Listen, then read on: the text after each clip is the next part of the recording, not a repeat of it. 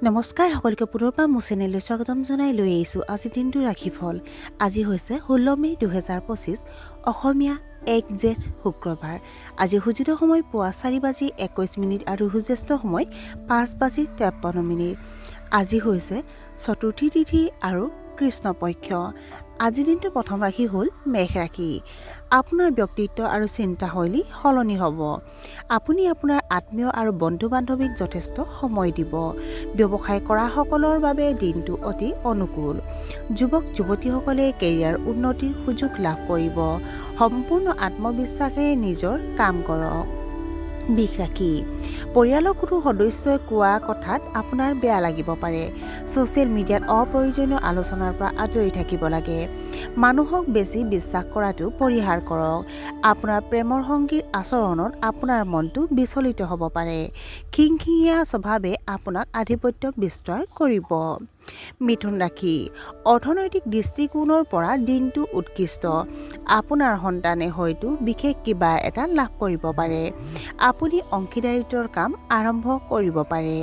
পাৰিবাৰিক পৰিৱেশ সুখকৰ হ'ব। আপুনি আপোনাৰ কামৰ দক্ষতা বৃদ্ধি কৰিব লাগে।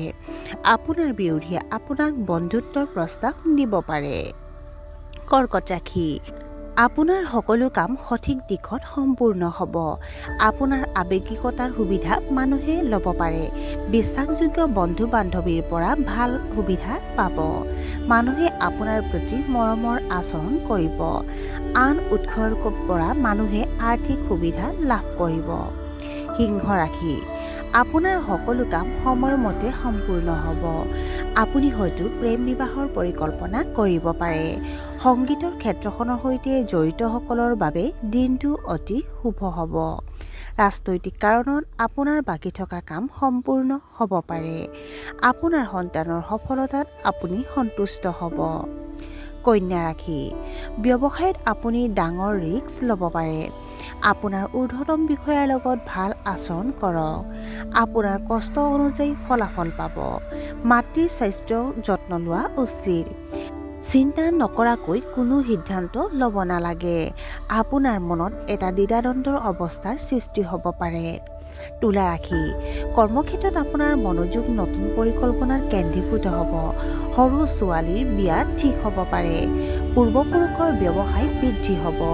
ধৰ্মীয় কাম কাজৰ প্ৰতি আপোনাৰ প্ৰৱণতা বাঢ়িব। অলপ যত্নৰ বাবে আপোনাৰ অৱনতি ঘটা সম্পৰ্কবোৰ ভাল হ'ব পাৰে। সামাজিক ক্ষেত্ৰত আপোনাৰ সন্মান বাঢ়িব। বৃশ্চিক ৰাশি। সদায় নিজৰ চিন্তাবোৰ ইতিবাচক কৰি ৰাখক। আপুনি নতুন কামৰ পৰিকল্পনা কৰিব পাৰে।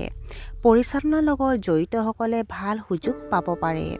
পৰিয়ালত আপোনাৰ সন্মান বাঢ়িব। মানুহে আপোনাৰ কামৰ শলাগ ল'ব। শুভ কামত টকা খৰচ কৰিব পাৰে। ধনু ৰাশি। আপোনাৰ আত্মবিশ্বাস যথেষ্ট বেছি হ'ব। আপুনি হয়তো এটা ভাল সংস্থাত যোগদান বা অংশীদাৰিত্ব কৰাৰ সুযোগ পাব। আপোনাৰ এটা ইচ্ছা পূৰণ হ'ব পাৰে। প্ৰতিযোগিতামূলক পৰীক্ষাত সফলতাৰ সম্ভাৱনা আছে। ধৰ্মীয় কাম কাজত আপোনাৰ অংশগ্ৰহণ বাঢ়িব। মকৰ ৰাশি।